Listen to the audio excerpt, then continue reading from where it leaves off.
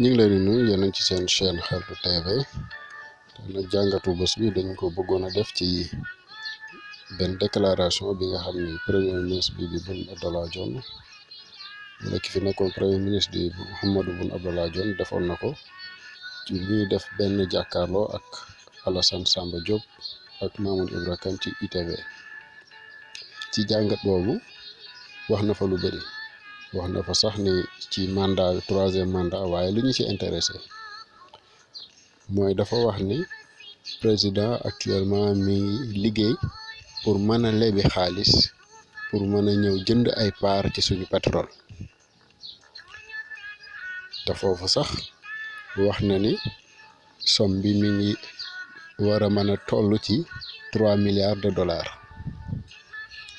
waaw li ñu jaaxal nag mooy président wala Mahammadou Boun Abdallah Dionne moo taxaw assemblée nationale mu ni Sénégal li mu am ci pétrole bi 25% la mu ni benn toq pétrole bu génnee rek Sénégal am na ci 25% moom la ci Petrosen di am maintenant ñoom ñi nga xam ne ñoo ànd ak nguur gi xeex nañ loolu wax nañ lu ne parce que dafa amoon ay leaders yi nga xam ne jugoon nañ wax ni Sénégal 10% la am ku mel ni Ousmane Sonko loolu la waxoon mais actuellement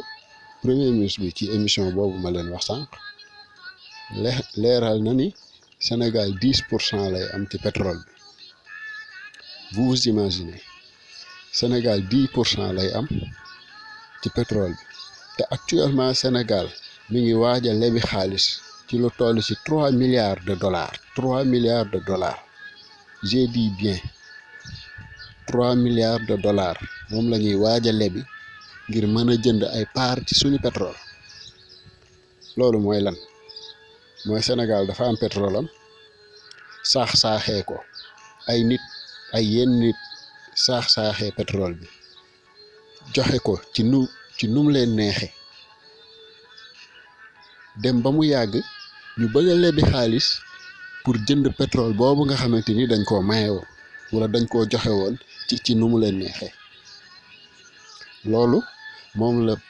actuellement gouvernement Sénégal bëgg a def waxuma ko Mahammadou Boun Abdallah Dionne moom moo ko wax moom moo ni le président est en train de travailler d'arrache-pied pour mobiliser des fonds au niveau international journaliste bi laaj ko somme bi ñaata lay war a toll mu ni ça avoisinerait autour de 3 milliards de dollars 3 milliards de dollars te li ma ci gën a metti mu ni bon des fois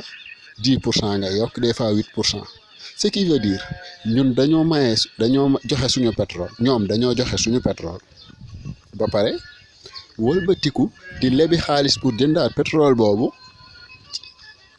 ci 3 milliards de dollars te ñaata lañ ci am 10% maximum parce que 8% la wax 10% donc soo boolee 10% bii ñuy am nii ak 8% wala 10% yee ñuy am moo ñu jox 20% donc 25% yi mu doon wax sax assemblée nationale ni benn toq bu génnee moom la Sénégal di am loolu amul te man lu ma ci gën a metti mooy moom Mahammadou Boun Abdallah Dionne man waxu tayam yi ak waxu démbam man dama ko dul mën a comprendre parce que mag bu toogee di wax yenn wax yi taxaw fii ci Sénégal ñëpp di la dégg nga ni Sénégal amul 10% 25% la am ñu invité waat la ñu vaar la nga waxaat leneen loolu vraiment ñaaw na ci kilifa te loolu donewul la bon exemple fii nga xam ne moom mooy Sénégal réew mi dañ ko war a jox ñi nga xam ne seen waxu démb boo ko méngalee ak seen waxu tey mu nekk benn seen jëfi démb boo ko méngalee ak seen jëfi tey mu nekk benn waaye réew boo nga xam ne ña ko jiite la ñuy wax démb boo ko vaaree wala li ñuy wax tey boo ko vaaree du mu wuute ak lañ doon wax démb réew moom mënta jëm ci tànk yi dox te Sénégal lii nii maanaam ligne pétrole bii nga xam ne bàyyi nañ ba suñu njiit yi saaxee ko joxe ko ci Mali Faro bu ñu ci jugul wax ci buñ ci taxawul fii ba 2050 laa leen wax émergence bi ñuy wax duñ fa mus a yegg parce que déjà ñun may nañ suñu pétrole ba pare wëlbatiku bëgg a lebi xaalis pour jënd pétrole boobu ñu maye woon. Bon,